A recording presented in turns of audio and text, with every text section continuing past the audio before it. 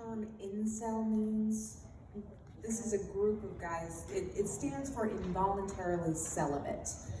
This is a group of guys that blame females and feminism for the fact that they can't get laid. It's not feminism, it's Darwinism.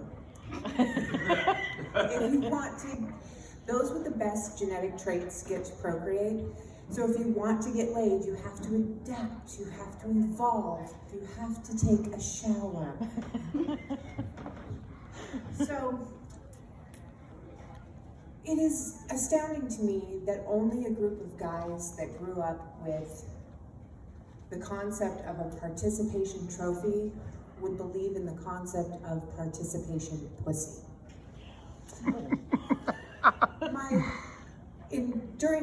When I was a kid, if you wanted to get with a girl, you would do something like, I don't know, learn a joke, crack a book, get some sick ass dance moves, something to bring the females in.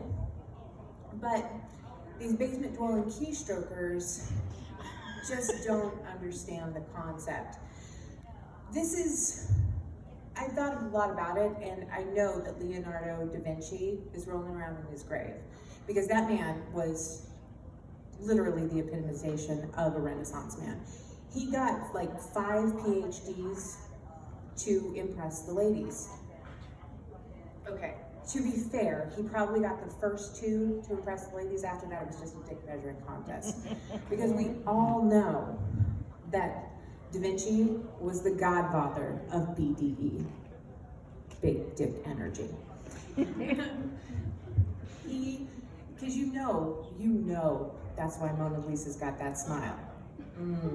Leo, I see you. I think it's nice that men have this concept, this BDE, big dick energy, to explain male confidence. But there's nothing that translates to the female side of that. It's not like we walk around saying, I got BCE, big clit energy. And even if we had big clit energy, it's invisible to men. They can't find it. And even if they could find it, it's more prone to self-manipulation than group participation. Let's just be honest. Big clit energy has a lot of downfalls, and like there's a lot of build up, and men are really interested, and they're like, "Oh, look, she's got it," and we're like, "No, I was just tired. I want to go to sleep." Play through. So I don't really think big clit energy is going to catch on, but I was thinking maybe big tit energy would work. I got that in spades. And trust me, it is not invisible to men, but it does cause deafness. I can speak, but men can't hear me. I think it's because my chest voice is so muffled.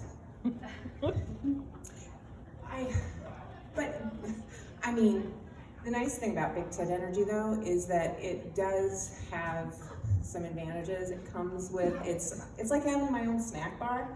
When I take off my bra at night, you would not believe the amount of food and change that falls out of my bra. And it's gotten to the point that I'm no longer in on Victoria's Secret. I've had to start getting with the feats of engineering that I need, I've had to start getting my bras from Bridges R Us. I went to a plastic surgeon recently to talk about getting a Hackensack, reduce them up, bring them up. And he did the worst thing you can do to a woman. I don't care how young and perky she is, you never measure the length of a woman's breast.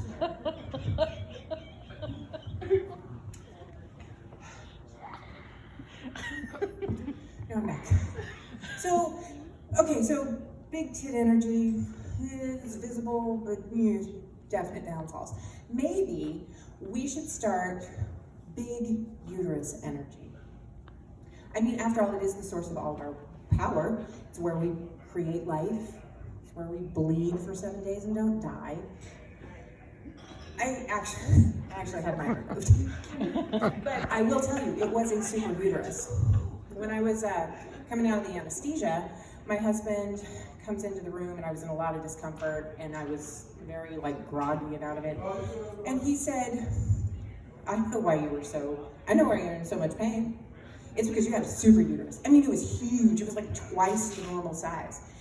And then when they were in there, they were punching and stretching and cutting, yanking. No wonder you're in so much pain. Okay. So the next morning, the doctor comes in and he's like, so did your husband talk to you? And I said, you mean about my super uterus? Yeah, he mentioned it.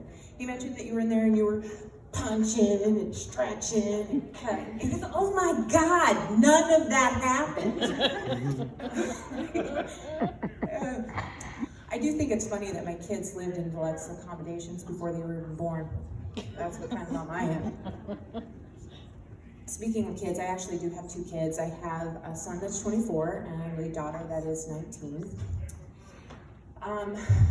But I never should have been a mom. I mean, my lazy, selfish instincts were much, much louder than any maternal mumblings that might have been going on in there.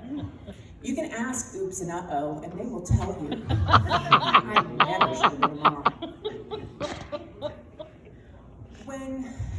Okay, to kind of give you an example, I lived in California, and when my son was young, I was a single mom. And after the '94 earthquake, we purchased a trailer that had fallen down. We put it back up on its legs, we moved in and made it a home. At some point, though, it's failed to do the thing that it was intended to do, which was keep nature out. And as I was laying in bed one night with my son in the toddler bed next to me, I heard a scratching in the wall. And I was like, what's happening? The scratching ceased, and I was like, okay, no problem. Then I heard the sniffing under my door as a little animal smell. So I thinking, I'm big, I will scare this thing away. I opened the door. What turned out to be a baby possum did not take the opening of the door as a threat, more of an invitation. So I, not believing the whole they're more scared than we are, I was scared enough. So I took off. I'm running. I get to the end of the hall, and that's when I swear to God, this happened. I screamed at the top of my lungs, "The dingo ate my baby!" It's because I realized that I had left my child with the possum.